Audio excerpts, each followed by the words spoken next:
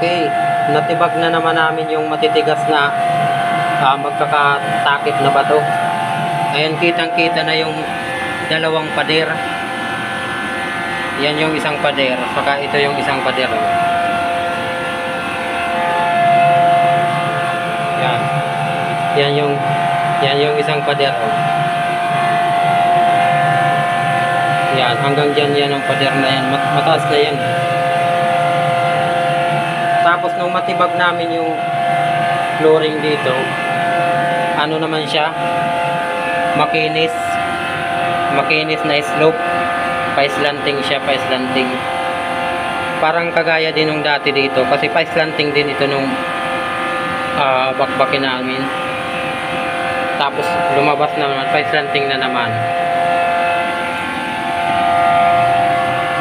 Tapos di pa namin nakita yung pinakagilid dyan sa taas. Pero di na namin titirahin yan kasi matigas na yan dyan. Ang importante, dito naman tinuturo ng sign pababa. Siguro wala yan dyan kasi yung mga slanting, yung pader, lahat siya nagtuturo pababa.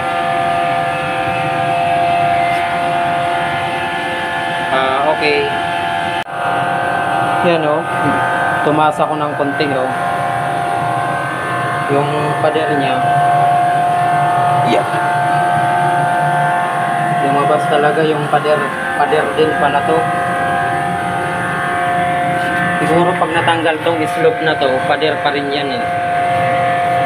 Ay oo, kasi may ano siya oh, may guide siya oh. Hanggang ilalim pa yung pader na to.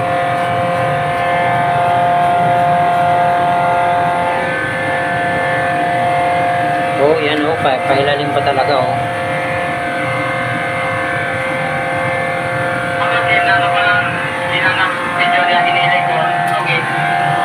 Yan, okay.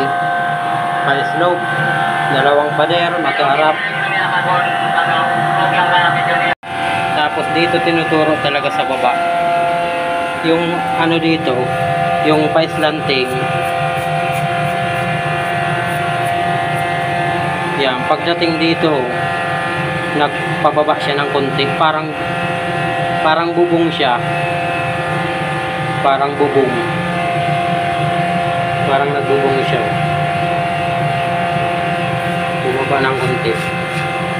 Kaso may nakaharang pa ditong bato. Tatanggalin pa namin dyan eh. Yung distansya pala ng dalawang pader, sukatin ko muna. Dinangkal ko kanina yan, 2 feet yan eh. Sa dangkal ko 2 feet.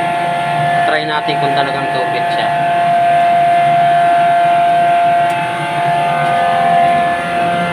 Yung distansya.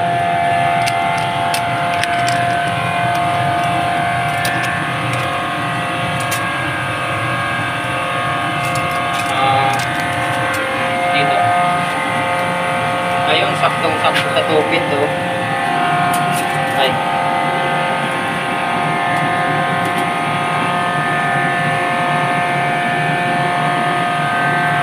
Saktong-sakto siya sa 2 feet.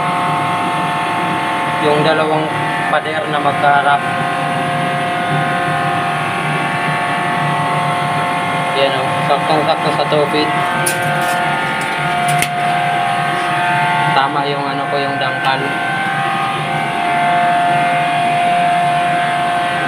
Napaka galing ng mga Hapon maglagay ng mga bato. Yan o. Yung gilid na yan, malambot yan. Yan dumadaan yung ano, tubig.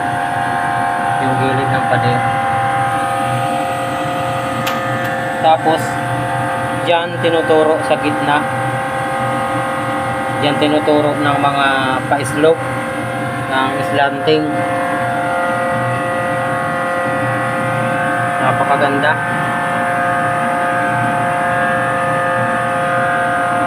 Okay, hanggang dito na lang.